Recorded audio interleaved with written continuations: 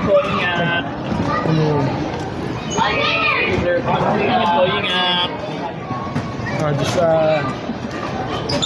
kaya medyo nagkainitan kayo ni Amon kanina. Kumusta?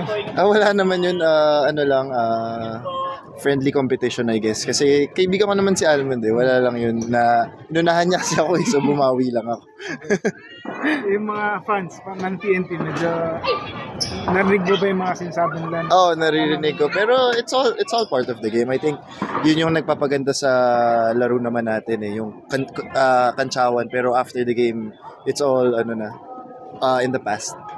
Pero you're not known to be parang ganun na rowdy. Yeah, pero Nagdadala ka sa hindi naman. It's more of I just wanted to be aggressive today kasi the last 3 games medyo off ako. I couldn't find my rhythm, so it's nice lang na to make my first shot. You're 1 win away from Yes. championship. So well, we take it 1 game at a time still. 3-1. We know naman na capable pa rin ng TNT knowing with their personnel. So we want to make sure we end it on Wednesday hopefully. Thank you po. Thank you.